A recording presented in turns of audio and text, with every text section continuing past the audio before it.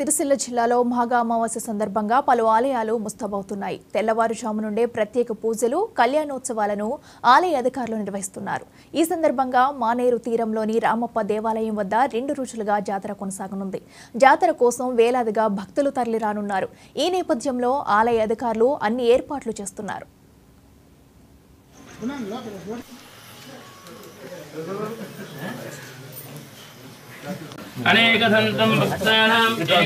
మామిడిపల్లి గ్రామంలో మాఘమ అమావాస్య పర్వదిన సందర్భంగా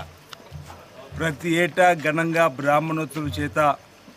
ప్రత్యేకమైనటువంటి పూజలు, బ్రహ్మాండమైనటువంటి జాతర ఆనవాయితీగా వస్తున్నటువంటి సందర్భంలో మామిడిపల్లి గ్రామానికి సంబంధించినటువంటి అన్ని కుల సంఘాల పెద్దలు, మామిడిపల్లి గ్రామంలో ఉన్నటువంటి అందరూ కలిసి సంయుక్తంగా, దాంతోపాటు వేములవాడలో దక్షిణ కాశీగా పేరుగాంచిన శ్రీ రాజరాజస్వామి ఆలయం దత్తత తీసుకున్న తదుపరి కూడా కలిసి సంయుక్తంగా మరి వచ్చేటువంటి భక్తులకు ఈరోజు ఘనంగా ఏర్పాట్లు చేస్తూ ఆ స్వామివారి ఆశీస్సులు అందరికీ అందేలా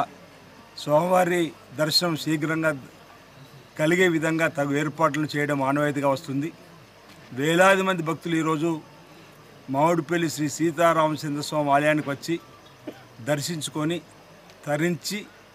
మరి తమ కుటుంబం అంతా కూడా బాగుండాలని చెప్పని, మా ప్రాంతం బాగుండాలని చెప్పని కోరుకున్నటువంటి కోరికలు గతంలో ఎడ్ల బండ్లపైన ఒకరోజు ముందే వచ్చి ఈ స్వామివారి ఆలయంలో ఈ జాతరలో పాల్గొని మరి ఆ స్వామివారి ఆశీస్సులు తీసుకోవడం, ఈసారి కూడా ఘనంగా వేలాది మంది వచ్చే భక్తుల కోసం మరి గ్రామానికి సంబంధించిన పెద్దలతో పాటు వేములవాడ ఆలయానికి సంబంధించినటువంటి సిబ్బంది కూడా గత 4 రోజుల ముందే కసరత్తు చేస్తూ ముందస్తు సమావేశాలు ఏర్పాటు చేసి మరి స్వామివారి సన్నిధిలోకి వచ్చే భక్తులకు మెరుగైన సౌకర్యాలు కల్పించడంలో వచ్చేటువంటి త్రాగునీటి సమస్య రాకుండా, క్యూ లైన్లు ఇబ్బంది తలెత్తకుండా వచ్చేటువంటి భక్తులకు, సుదూరం నుంచి వచ్చేటువంటి భక్తులకు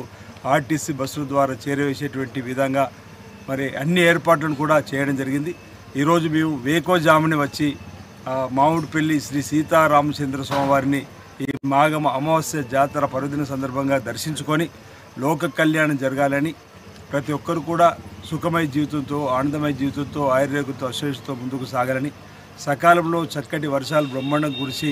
మరి రైతు వర్గంతో పాటు వారు పండించిన పాడి పంట బ్రహ్మాండంగా పండి రైతు వర్గంతో పాటు అన్ని వర్గాల ప్రజలు కూడా మరి